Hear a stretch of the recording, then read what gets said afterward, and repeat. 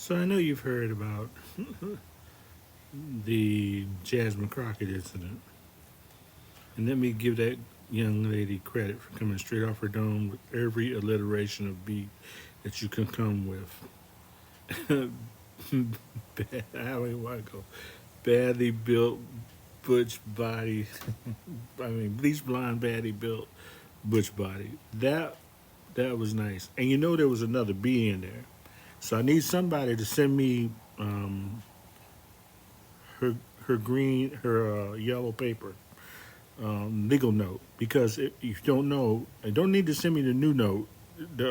Send me the old paper, and if you just take your little pencil and scrape it, you'll find out a B with the lead. We used to do that in school all the time. We do it all the time. You, there's another B somewhere. If it wasn't, it was in her mind. She just didn't use it out of decorum. And did you notice how Jamie Raskin at one moment decided that he wished he had gone to HBCU or somewhere and learned what playing the dozens was, because that's playing the dozens. That's just dozens all day long. What we mean by dozens is just acting crazy, saying things, making you look dopey, stupid, whatever it is. It was so bad. Comer lost his hearing. He became all the monkeys. He became deaf, dumb, and blind. He didn't know anything. Somebody needs to send that young man a book of Robert's Rules of Orders so he knows how to use that gavel they gave him so he can stop what's ever happening on the floor. And did you see when he lost his mind and didn't know what to do and couldn't hear anything and didn't know about his hearing aids? I think he'll be in the next hearing aid commercial. He couldn't hear anything. He's talking, I'm just doing the best I can do, and these are my hearing aids. I can do it. I'm trying to do what I can do. Well, look, I'm an old man, but I know what they were saying.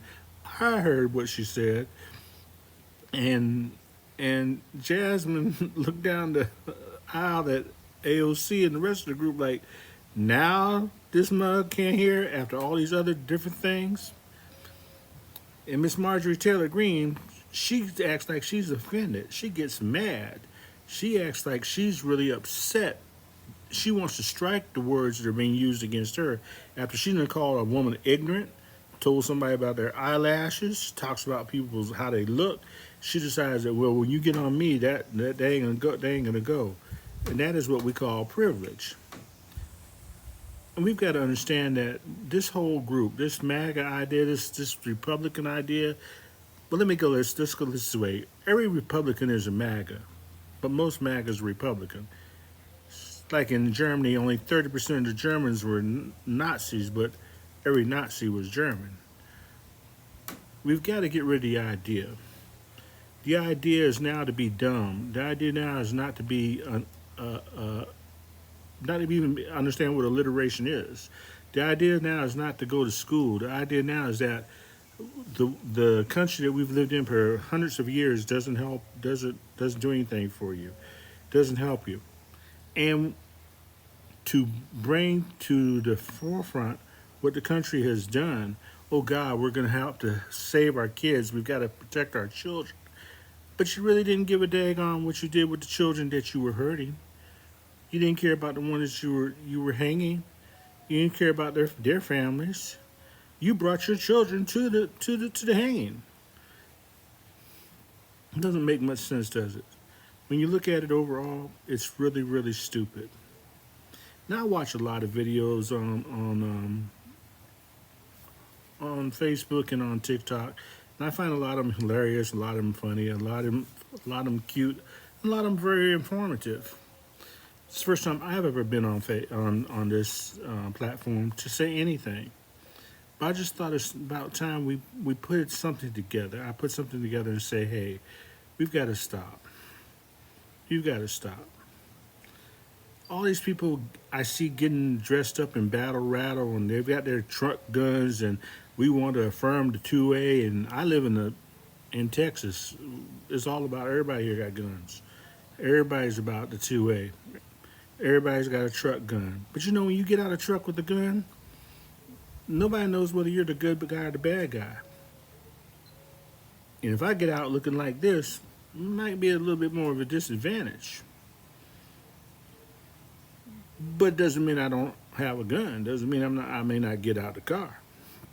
What I'm trying to say is that doesn't settle anything. It doesn't stop anything. We haven't gotten to the point where we need to have a war. I've been and seen wars. I know what we're talking about. They're talking about, and a lot of people have.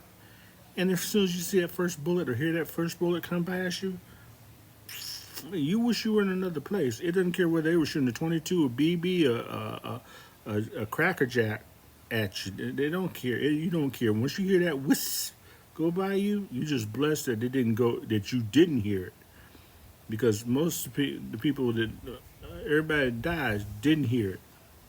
The one that killed them. Let's talk about Israel and the Arab countries, or even countries of color. It's gotten to the point now that, yes, Israel got attacked and it was a terrible thing. Hamas should not have done it. I'm all for you going and getting Hamas. Do what you want to do with Hamas. But 30,000 other men and women, children, destroying a whole country is not Hamas. And then you can show me all people, all 1,000 people that got killed in glorious color on television. But you'll show me about 20 seconds of what you did to this land that you put them in a 26 mile. I live in an area that's larger than 26 miles.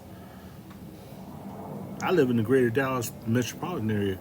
26 miles barely makes my housing division.